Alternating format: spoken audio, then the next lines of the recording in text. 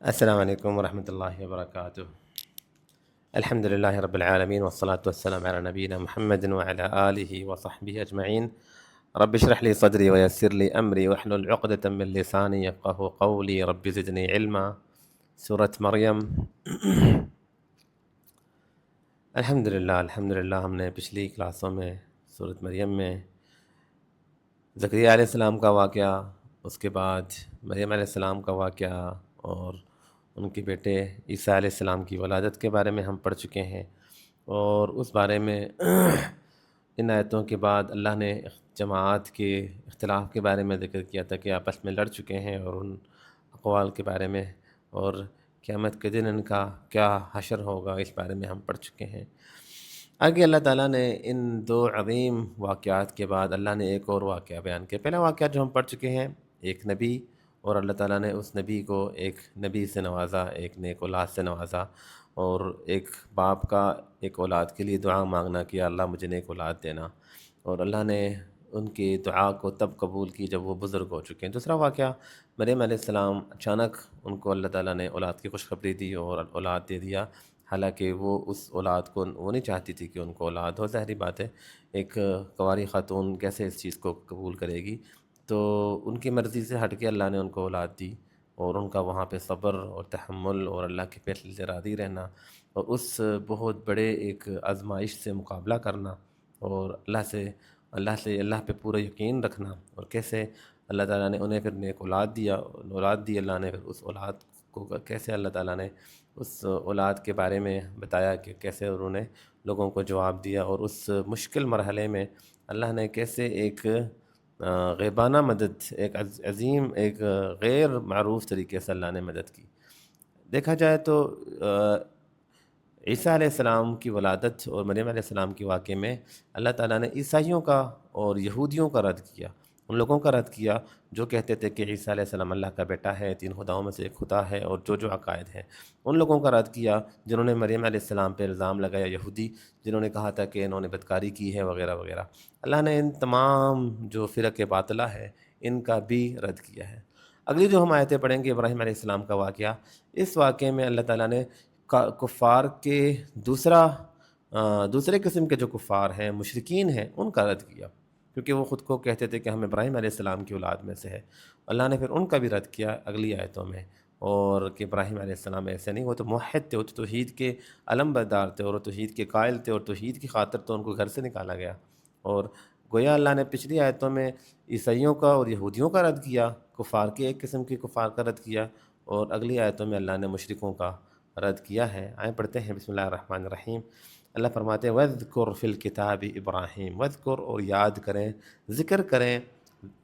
فی الکتاب، کتاب میں یعنی قرآن پاک کی تلاوت میں، قرآن پاک پڑھتے ہوئے قرآن پاک میں ذکر کریں۔ کن کا ذکر کریں؟ ابراہیم علیہ السلام کا۔ کتاب میں، قرآن پاک میں ابراہیم علیہ السلام کا ذکر کریں۔ اِنَّهُ كَانَ صِدِّيقًا نَبِيًّا، اِنَّهُ، بے شک وہ، کانا تھے، صدیقہ، سچے، انتہائی سچے، بہت زیادہ سچے، نبیہ، اور نبی تھے۔ اللہ فرماتے ہیں کتاب میں ابراہیم علیہ السلام کا ذکر کریں، یعنی اس قرآن پاک میں ابراہیم علیہ السلام کو پڑھیں، ابراہیم علیہ السلام کا ذکر کریں۔ یہ اللہ کا وہ بندہ، یہ اللہ تعالیٰ کا وہ حبیب، وہ اللہ کا وہ خلیل جن کے بارے میں اللہ نے قرآن میں خود کہہ دیا وَاتَّخَذَ اللَّهُ ابراہیم خلیلا، ابراہیم کو اللہ نے اپنا دوست بنا لیا ہے۔ خلیل، خلت جو ہے نا، خلت، یہ محبت کی اقسام میں سے سب سے عظیم قسم ہے۔ اللہ تعالیٰ نے اس خلت کے لفظ کو صرف ابراہیم علیہ السلام کے لیے خاص کیا، اور اللہ کے رسول صلی اللہ علیہ وسلم کے لیے خاص کیا۔ دو ہی خلیل ہیں اس کائنات میں، ایک ابراہیم علیہ السلام اور ایک محمد صلی اللہ علیہ وسلم ہے، یہ دونوں خلیل ہیں۔ جس اللہ کے فرماتے ہیں کہ ان اللہ اتخذنی خلیلا، اللہ نے مجھے بھی اپنا خلیل بنایا جیسے اللہ نے ابراہیم کو اپنا خلیل بنایا۔ یہ دو ہی خلت، یہ وہ مقام محبت کا جس میں انتہائی ذرہ برابر بھی شرک یا کسی اور کی ملاوٹ کی گنجائش نہیں۔ اس لیے جہاں ابراہیم علیہ السلام اللہ تعالیٰ نے جہاں اولاد دی، اولاد کی محبت غالب ہونے لگا، اللہ نے کہا اولاد کو دور چھوڑاؤ۔ جہاں اولاد جوان ہوا، اولاد سے امید لگنے لگی کہ ابھی میرا سہارا بنے گا، ساتھ دے گا، اللہ نے کہا جاؤ اس کو ذبح کرو۔ جہاں آپ ابراہیم علیہ السلام کے جو واقعہ پڑھیں گے، زندگی پڑھیں گے، تو آپ کو ہر موڑ پہ ایسے ایسے امتحان نظر آئیں گے کہ گویا اللہ کہہ رہا ہے ابراہیم مجھ سے زیادہ تو نہ اپنی بیوی سے محبت کرے گا، نہ مجھ سے زیادہ تو اپنی اولاد سے محبت کرے گا، نہ مجھ سے زیادہ تو اپنے باپ سے محبت کرے گا۔ دنیا میں تم کسی سے زیادہ کسی سے محبت اتنی نہیں کرو گے جتنی محبت تمہیں مجھ سے کرنی چاہیے، اور تمہاری محبت کی انتہا صرف میں ہوں۔ اللہ اکبر۔ یہ یقیناً جو انسان اللہ سے محبت کر لے اور جو اس چیز کو سمجھ لے، وہ دنیا سے وہ غنی ہو جاتا ہے، دنیا سے وہ لاپرواہ ہو جاتا ہے، اسے پھر دنیا کے لوگوں کا فرق نہیں پڑتا، اسے مال اور دولت کی کمی جاتی کا فرق نہیں پڑتا، لوگوں کے رویوں کا اسے فرق نہیں پڑتا، وہ اپنے اللہ کے ساتھ محبت کر بیٹھتا ہے۔ اللہ تعالی ہمارے دلوں میں بھی اپنی محبت پیدا فرمائے۔ بے شک ابراہیم علیہ السلام ایک بہت عظیم شخصیت ہے۔ اللہ فرماتے ہیں ابراہیم کان امتاً، ابراہیم ایک امت ہے، ایک شخص نہیں ہے، وہ ایک امت ہے۔ قانتا للہ، اللہ کی طرف رجوع کرنے والا، حنیفا یکسو، ولم یک من المشرکین، وہ شرک کرنے والے نہیں تھے، شاکرا لانعمہ، اللہ کے شکر گزار بندے تھے، اجتباہ، اللہ نے چن لیا اسے، وہداہ الی صراط مستقیم، اور اللہ نے اسے سیدھے راستے کی طرف ہدایت دی، وآتیناہ فی الدنیا حسنہ، دنیا میں بھی ہم نے انہیں حسنہ، اچھائی سے نوازا، وَإِنَّهُ فِي الْآخِرَةِ لَمِنَ الصَّالِحِينَ، آخرت میں بھی یہ میرے نیک بندوں میں سے ہوگا۔ ثُمَّ أَوْحَيْنَا إِلَيْكَ، پھر اے پیارے پیغمبر ہم آپ کی طرف بھی یہ وحی کر رہے ہیں، أَنِ اتَّبِعْ مِلَّةَ إِبْرَاهِيمَ حنیفا، کہ آپ بھی ابراہیم حنیف، ابراہیم یکسو، ابراہیم کی پیروی کریں گے، وَمَا كَانَ مِنَ الْمُشْرِكِينَ، جو کہ شرک کرنے والے نہیں تھے۔ اتنی تعریفیں ایک نبی کی ایک ہی جگہ میں اللہ نے کسی نبی کی اتنی تعریفیں نہیں کی جتنی اللہ نے ابراہیم علیہ السلام کی تعریفیں کی ہیں، جتنے الفاظ اللہ نے ان کی تعریف میں استعمال کیے ایک ہی مقام پہ۔ پورے قرآن میں کسی نبی کے بارے میں اللہ نے ایک ہی مقام پہ اتنے الفاظ، اتنی تعریفیں جمع کی ہو، بلکہ آپ کسی بھی نبی کے بارے میں جو الفاظ قرآن میں استعمال ہوئے ہیں آپ پڑھ لیں، جتنے عظیم اللہ نے الفاظ ابراہیم علیہ السلام کے لیے استعمال کیے، کسی اور کے لیے استعمال نہیں کیے ہیں۔ بے شک ابراہیم علیہ السلام کی سیرت ایک بہت طویل موضوع ہے، ہم اس تشریح کو آگے بڑھاتے ہیں۔ اللہ فرماتے ہیں وَاذْكُرْ فِي الْكِتَابِ ابراہیم، ابراہیم علیہ السلام کا ذکر کریں کتاب میں، انہو کان صدیقا، وہ سچے تھے، یعنی انہوں نے جو وعدہ کیا اللہ کے ساتھ وہ اپنے وعدے پہ پورا اترے۔ اللہ فرماتے ہیں قال لہ ربہ اسلم، اللہ نے کہا ابراہیم فرما بردار ہو جا، تو کیا جواب دیا قال اسلمت لرب العالمین، کہ میں رب العالمین کا فرما بردار ہو گیا ہوں۔ پھر اللہ نے آزمایا اور ہر آزمائش پہ پورا اترے۔ صدیق تھے، وہ سچے تھے، حقیقی معنوں میں سچے تھے۔ نبی لفظ نبا سے نکلا ہے، نبا جس طرح ہم پڑھتے ہیں سورۃ النبا، عما یتساءلون عن النبأ العظیم، اب نبا کہتے ہیں خبر کو، نبی جس کے پاس خبر آئے، وہ خبر جو معمول سے ہٹ کے ہو، یعنی اللہ کی طرف سے جس کے پاس خبر آئے وہ خبر جو معمول سے ہٹ کے ہونا اسے نبا کہتے ہیں، اور جس شخص کے پاس خبر آئے وہ نبی ہے، اور اس خبر کے معاملے کو نبوت کہتے ہیں۔ بہرحال نبی ہیں، اور انہو کان صدیقا نبیّا، وہ سچے تھے، نبی تھے۔ اگر اللہ نے ابراہیم علیہ السلام کی سیرت کے کچھ پوائنٹس، کچھ باتیں، کچھ ایسی چیزیں جس میں ہمارے لیے عبرت اللہ نے ذکر کی ہیں۔ اللہ فرماتے ہیں قال لی ابیہ یا ابتی، جب قال کہا انہوں نے لی ابیہ اپنے والد سے، یا ابتی، اے میرے پیارے بابا جان، لما تعبدو، آپ کیوں عبادت کرتے ہیں، ما لا یسمع، جو نہیں سنتا،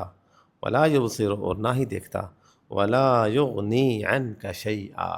جو آپ کی کسی کام نہیں آ سکتا، آپ سے کسی تکلیف کو دور نہیں کر سکتا۔ ابراہیم علیہ السلام اپنے والد کو نصیحت کر رہے ہیں، گویا پہلا پیغام اس واقعے میں کہ انسان اپنے گھر والوں کو سب سے پہلے نصیحت کرنے والا بنے۔ ہم دنیا کو سمجھاتے ہیں، دنیا کو بتاتے ہیں، دنیا کی اصلاح کرتے ہیں، اپنے گھر کو بھول جاتے ہیں۔ اپنے گھر میں توحید کو لے آیا،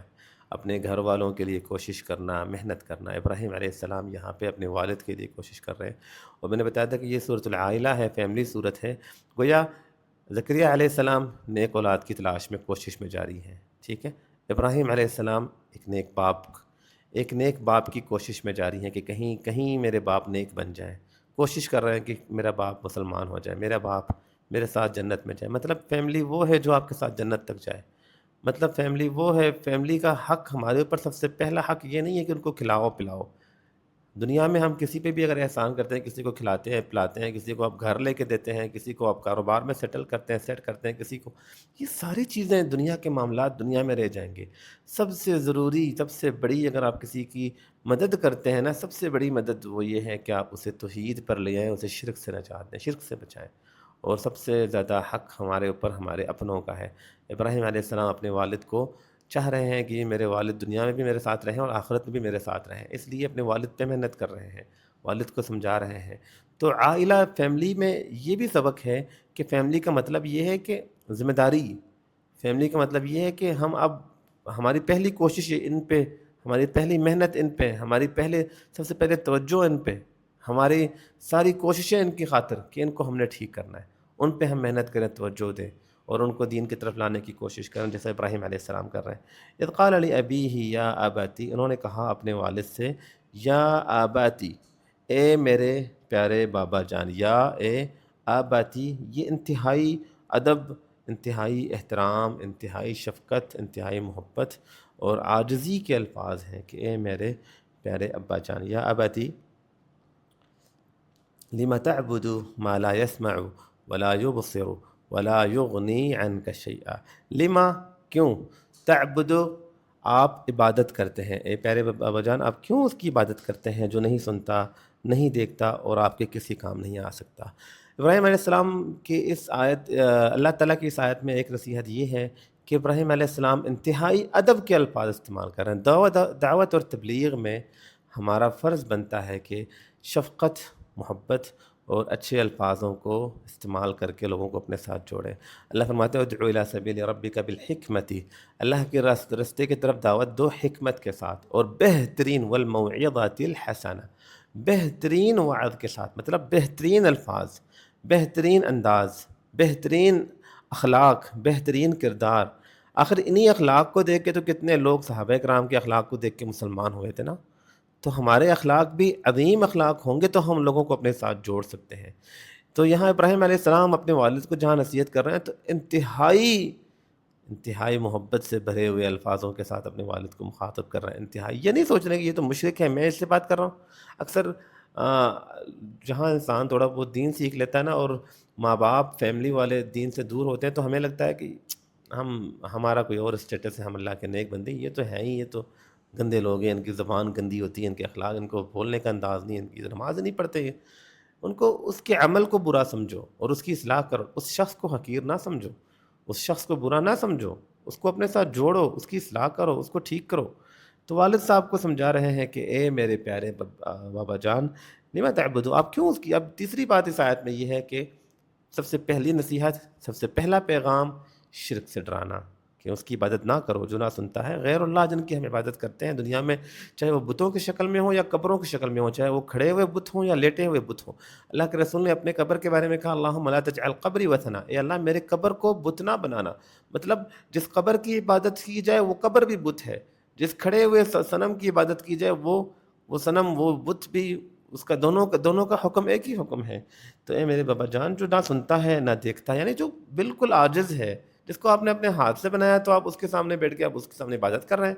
آپ کل تک یہ لکڑی، یہ پتھر، یہ کچرے تھے اور آج آپ کے لیے یہ رب بن گیا،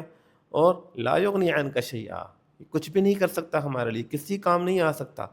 لیکن جب انسان شرک کے دلدل میں پھنس جاتا ہے تو وہ کیا ہو جاتا ہے، وہ اندھا ہو جاتا ہے، اسے نہیں سمجھ میں آتی ان باتوں کی، وہ کہتا ہے نہیں بس یہی ٹھیک ہے۔ اللہ فرماتے ہیں یا ابتی، اگلی بات، یا ابتی ہے میرے پیارے بابا جان، انی قد جاءنی من العلم، یقیناً میرے پاس علم، وہ علم آیا ہے ما لم یأتک، جو آپ کے پاس نہیں آیا، فاتبعنی اہدک صراطا سویا، تم میری پیروی کریں میں آپ کو سیدھے رستے پہ لے چلوں گا۔ اچھا یہاں دوبارہ یا ابتی، کچھ اہل علم کہتے ہیں الگ الگ موقعوں پہ، ایک موقع پہ ابراہیم علیہ السلام نے بتایا، پھر کسی اور موقع پہ دوبارہ والد کو کچھ شرک کرتے ہوئے دیکھا، دوبارہ والد کو دیکھا، والد کے بارے میں احساس دل میں پیدا ہوا، دوبارہ سمجھایا، پھر کسی بار الگ الگ موقع پہ، لیکن ہر موقع پہ آپ دیکھیں گے کہ انداز وہی، میں کسی کو سمجھاؤں گا آگے سے وہ میری بات نہیں مانے گا، دوبارہ سمجھاتا ہوں تو دوبارہ میرا انداز بہترین ہو، تیسری بار سمجھاؤں گا تیسری بار دوبارہ میرا انداز بہترین ہو۔ یہ نہیں ہے کہ پہلی دفعہ بڑے اچھے انداز میں اگلے نے بات نہیں مانی، اگلے نے آگے سے باتیں سنائی، آگے سے باتیں سننے کو ملے، پھر ہمارا بھی اخلاق بدل جاتا ہے، پھر ہمارے بھی الفاظ بدل جاتے ہیں، پھر ہم بھی کہتے ہیں کہ ٹھیک ہے پھر اس طرح تو پھر اس طرح صحیح نہیں۔ ایک داعی کبھی ہار نہیں مانتا، ایک داعی کہتا ہے دنیا بدلتی رہے میرے اخلاق نہیں بدلیں گے، میں اسی معیار اسی اخلاق کے ساتھ سمجھاتا رہوں گا، اور پھر ایک دن وہ کامیاب ہو جاتا ہے۔ بہرحال ابراہیم علیہ السلام بار بار یہی انداز ہے میرے پیارے بابا جان۔ اچھا دوبارہ کیا کہہ رہے ہیں، انی قد جاءنی من العلم ما لم یأتک، میرے پاس وہ علم آیا ہے جو آپ کے پاس نہیں۔ یہ نہیں کہا کہ میں تو نبی ہوں، رسول ہوں، میرے پاس میں تو بہت ہی جو ہے نا پہنچی ہوئی شخصیت ہوں، تو آپ جاہل، آپ مشرک ہیں، فلاں فلاں۔ نہیں نہیں نہیں نہیں نہیں، الفاظوں کے چناؤ دیکھیں میرے بابا، میرے پاس وہ علم آیا جو آپ کے پاس نہیں آیا۔ مثال ایسے جیسے کہ میں یہ کہوں کہ بابا جان ہم جا رہے ہیں اس راستے کی طرف، ہم ایک ہی راستے پہ ہم مسافر ہیں، ہم سفر کر رہے ہیں، لیکن اس راستے کا مجھے آپ سے بہتر پتہ ہے کیونکہ میں اس راستے پہ چلتا رہتا ہوں، تو آپ ایسے کریں جس طرح میں کر رہا ہوں اس طرح چلیں۔ یعنی گویا یہ کہ بابا آپ بہت علم رکھتے ہیں، آپ کو بہت کچھ پتہ ہے، لیکن یہ جو چیز ہے نا، اب جس سفر میں جا رہا ہوں اس سفر کا مجھے پتہ ہے کیونکہ میں کافی بار جا چکا ہوں، تو میں آپ کو ذرا بتا دیتا ہوں کس طرح جانا ہے۔ اسی انداز سے ابراہیم بتا رہے ہیں کہ بابا میرے پاس ایک ایسا علم بھی آیا ہے جو آپ کے پاس نہیں آیا، آپ کے پاس بہت سارے علم اور ہوں گے لیکن یہ علم نہیں ہے آپ کے پاس۔ تو میں نہیں کہتا ہوں کہ تم صحیح ہو تم غلط ہو میں ٹھیک ہوں، یا میں چھوٹا ہوں میں بڑا آپ چھوٹا، یا ایسا کچھ نہیں۔ بس میری گزارش ہے کہ اس علم کے بارے میں مجھے پتہ ہے آپ کو نہیں پتہ، تو آپ میری پیروی کریں اس معاملے میں۔ اہدی کا صراطا سویا، میں آپ کو دکھاؤں گا، چلاؤں گا سیدھے راستے پہ، یعنی میں آپ کے لیے مخلص ہوں بابا، میں آپ کے لیے اچھا چاہتا ہوں، میرے پاس وہ علم آیا ہے جو آپ کے پاس نہیں آیا ہے، تو آپ میری پیروی کریں، میں آپ کو سیدھے راستے پہ چلاؤں گا۔ یا ابتی، اے میرے پیارے بابا جان، وہی الفاظ وہی انداز، اللہ اکبر، انداز میں کوئی چینجنگ نہیں، الفاظ وہی عظیم الفاظ، اخلاق سے بھرے ہوئے الفاظ۔ یعنی ایک داعی کبھی ہار نہیں مانتا اپنے مشن میں، اور کبھی اس کے الفاظوں میں کبھی اس کے اخلاق میں کمی نہیں آتی ہے۔ لوگ گالیاں دیں، برا بھلا کہیں، لیکن آگے سے وہ اللہ کے رسول کی حدیث ہے نا کہ ایک نبی کے بارے میں اللہ کے فرماتے ہیں کہ میں گویا میں اس نبی کو دیکھ رہا ہوں جسے لوگوں نے مار مار کے لہو لہاں کر دیا، اور آگے سے وہ کہہ رہے تھے اللہم اغفر لقومی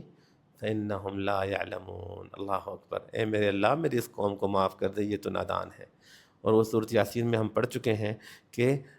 قیل ادخل الجنت قال یا لیت قومی یعلمون، اس صاحب یاسین کو جب لوگوں نے مار مار کے اس کی جان لے لی اور اسے کہا کہ جنت میں داخل ہو جاؤ، تو اس نے کہا یا لیت، اے کاش کہ میری قوم کو پتہ ہوتا، کاش کہ میری قوم والے بھی میرے ساتھ جنت میں آتے، کاش کہ وہ ٹھیک ہو جاتے۔ ایک داعی کبھی ہار نہیں مانتا ان چیزوں میں۔ یا ابتی لا تعبد الشیطان، بابا جان شیطان کی پیروی نہ کریں، ان الشیطان، اور یہاں پہ پیروی کے لیے لفظ عبادت استعمال کیا، لا تعبد الشیطان، شیطان کی عبادت نہ کریں، کیونکہ جب انسان دنیا کے پیچھے پڑ جاتا ہے اور دنیا کو اپنا مقصد سمجھتا ہے اور اللہ تعالیٰ کو چھوڑ دیتا ہے، اللہ کو بھول جاتا ہے، تو گویا وہ دنیا کی عبادت کر رہا ہے۔ اس لیے اللہ کے رسول نے فرمایا یا عیسیٰ تئس عبد الدرہم والدینار والخمیصہ، وہ بدترین ہے، بہت گرا ہوا ہے وہ انسان جو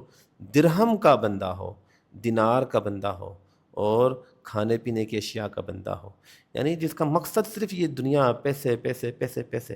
اور وہ دنیا پیسے کی خاطر وہ کچھ بھی کر لے، اپنے اللہ کو بھی ناراض کر لے۔ اذان ہو رہی ہے، نماز پڑھنی ہے، تو وہ پیسے کی خاطر اپنی نمازوں کو چھوڑ دے، پیسوں کی خاطر اپنے رشتہ داروں سے رشتہ تعلق کی قطع تعلق کرے، پیسے کی خاطر اپنی زبان کو غلط استعمال کرے، پیسے کی خاطر جھوٹ بولے، دھوکہ دے، تو وہ گویا پیسوں کا بندہ ہے۔ یہاں پہ بھی اللہ فرماتے ہیں یا ابت لا تعبد الشیطان، اے بابا شیطان کی عبادت نہ کریں۔ حالانکہ وہ شیطان کی تو نہیں عبادت کر رہے تھے، لیکن جب غیر اللہ کی، جب آپ گناہ میں شیطان کا ساتھ دیتے ہیں اور ساتھ دیتے جاتے ہیں، اسی راستے پہ چل پڑتے ہیں، گویا آپ شیطان کی عبادت کر رہے ہیں۔ ان الشیطان کان للرحمن عصیا، یقیناً شیطان رحمان کا نافرمان تھا، عصیا نافرمان تھا، یعنی یہ اللہ بابا آپ شیطان کی پیروی کر رہے ہیں، وہ تو رحمان کا نافرمان تھا۔ یا ابتی، اے میرے پیارے بابا جان، انی اخاف، مجھے ڈر ہے، ان یمسک عذاب من الرحمن، کہ کہیں رحمان سے عذاب آپ کو چھو نہ جائے۔ لفظ بھی انہوں نے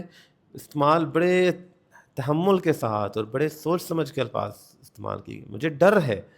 یہ نہیں کہا کہ آپ تو کنفرم جہنمی ہیں، آپ تو اب ختم گئے، نہ نہ نہ، الفاظ لوگوں کے لیے اچھے استعمال کیا کریں، لوگوں پہ فتوے کم لگایا کریں، بلکہ لوگوں کی اصلاح کی کوشش کریں۔ کچھ لوگوں کی کوشش ہوتی ہے کہ بس میں فتویٰ لگاؤں کہ یہ تو جہنمی ہے، یہ تو ہے ہی کافر، یہ تو ہے ہی مرتد، یہ تو بدعتی بن گیا ہے۔ یہ فتویٰ لگانے سے کیا ہو جائے گا؟ وہ ٹھیک ہو جائے گا؟ نہیں ٹھیک ہوگا، کوئی فرق نہیں پڑے گا، بلکہ اس کی اصلاح کی کوشش کرو، اس کو ٹھیک کرنے کی کوشش کرو، وہاں محنت کرو، اس کو اگر اس سے بات چیت بھی کرو تو کوشش کرو الفاظ ایسے استعمال نہ کرو جس سے اس کے شعور مجروح ہوں اور وہ جو ہے نا اور ضد میں آ جائے۔ یہاں پہ بھی انہوں نے کہا کہ مجھے ڈر ہے، میں ڈرتا ہوں کہیں رحمان کا کوئی عذاب آپ کو چھو نہ جائے، فتکون للشیطان ولی، اور یہاں لفظ دیکھیں للرحمان، رحمان کا عذاب، ان یمسک عذاب من الرحمن، مجھے ڈر ہے کہ یہ رحمان کا عذاب آپ کو چھونا چاہے۔ اچھا عذاب کی بات کر رہے ہیں، ساتھ میں رحمان بتا رہے ہیں۔ عذاب کی بات کرتے ہوئے تو کہتے ہیں نا جبار، قہار، سخت سزا دینے والے کے عذاب سے میں ڈرتا ہوں، نہیں نہیں، کہا رحمان۔ گویا یہ بتانا چاہ رہے ہیں کہ اللہ کی رحمت جس بندے کے ساتھ ہونا، بلکہ صورت مریم کو جب آپ پڑھیں گے، صورت مریم کے ابتدائی آیتوں میں غالباً 6 یا 7 دفعہ رحمان کا ذکر ہے، رحمت کا ذکر ہے، اور اگلی آیتیں جو ہم پڑھیں گے انشاءاللہ اگلی کلاسوں میں، جن میں اللہ نے تقریباً 12-13 بار رحمان ذکر کیا، جو کہ مشرکوں کے بارے میں ہے۔ جب اس کو آپ غور کرتے ہیں تو سمجھ میں یہ آتا ہے کہ رحمان اللہ کی یہ وہ صفت ہے، جس انسان کے ساتھ یہ صفت جڑ جائے نا وہ کامیاب ہو گیا۔ رحمان کی صفت تھی کہ اللہ نے زکریہ علیہ السلام کو اولاد سے نوازا۔ رحمان کی صفت تھی کہ اللہ تعالیٰ نے عیسیٰ علیہ السلام کو بلوایا اور مریم علیہ السلام کی مدد کی، اس مصیبت میں ان کی مدد کی۔ رحمان کی صفت تھی یہ ساری لیکن اگر اسی رحمان کی جو یہ اللہ تعالیٰ کی جو یہ صفت ہے، اگر یہ ہٹ جائے، اگر اللہ اپنی رحمت ہٹا دے بندے سے، تو انسان تباہ ہو جائے۔ تو یہی تو اللہ کا عذاب یہی ہے نا، کہ اللہ کی رحمت دور ہو جائے۔ رحمت دور ہو جانا اللہ کا عذاب ہے۔ کہ پھر وہ ہم اگلے جب ہم مشرکوں کے بارے میں پڑھیں گے، کفار کے بارے میں پڑھیں گے اگلی آیات میں، فخلف من بعدہم خلف سے اگلی جو آیتیں ہوں گی، ان میں آپ دیکھیں گے کہ رحمان اللہ کی جو یہ رحمت صفت، جب اللہ تعالیٰ اس صفت کو کسی وقت، کسی لمحے، کسی موقع اگر انسان سے تھوڑا بھی ہٹا دے تو انسان کیسے تباہ اور برباد ہو جاتا ہے۔ تو یہاں پہ بھی یہی کہہ رہے ہیں کہ وہ رحمان ہے، لیکن بابا کہیں ایسے نہ ہو کہ اس کی نافرمانی کی وجہ سے وہ اپنی رحمت کو آپ سے دور نہ کر دے، تو پھر تباہی ہی تباہی ہے۔ فَتَكُونَ لِلشَّيْطَانِ وَلِيًّا۔ تباہیاں بہت ساری ہوتی ہیں، لیکن یہاں انہوں نے ایک ایسی تباہی کا ذکر کیا، ایک ایسا عذاب کا ذکر کیا جس سے بڑا کوئی عذاب اس کائنات میں نہیں ہے، اور وہ عذاب یہ ہے کہ تو آپ شیطان کے دوست بن جائیں گے۔ یعنی اللہ کے عذابوں میں سے ایک خطرناک عذاب، آسمان سے پتھر گرائے جاتے ہیں، یہ بھی عذاب ہے۔ طوفان آ جانا، سیلاب، زلزلے، بیماریاں، یہ دنیاوی عذاب ہے، وقتی عذاب ہے۔ لیکن سب سے خطرناک عذاب یہ ہے فَتَكُونَ لِلشَّيْطَانِ وَلِيًّا، کہ اللہ اپنی رحمت کو آپ سے دور کر دے، وہ رحمان اپنی رحمت کو آپ سے تھوڑا سا دور کر دے، اور آپ شیطان کے دوست بن جائیں، شیطان سے محبت کر بیٹھ جائیں، شیطان کی باتوں میں چلنے لگ جائیں، شیطان کی پیروی کرنے لگ جائیں، رحمان سے دور ہو جائیں۔ یہ اللہ کے عذاب کا ایک خطرناک ترین قسم ہے۔ تو میرے بابا جان، مجھے ڈر ہے کہ کہیں ایسے نہ ہو کہ رحمان کا عذاب آپ کو چھو جائے تو آپ شیطان کے ولی مطلب جگری دوست، شیطان کے ولی اور دوست کہیں آپ بن نہ جائیں۔ اللہ تعالیٰ ان آیتوں کو سمجھ کے، ان آیتوں کے مطابق اللہ ہمیں اپنی اصلاح کرنے کی توفیق عطا فرمائے۔ آگے ابراہیم علیہ السلام کے والد نے کیا جواب دیا وہ انشاءاللہ ہم اگلی کلاس میں پڑھیں گے۔ السلام علیکم ورحمۃ اللہ وبرکاتہ۔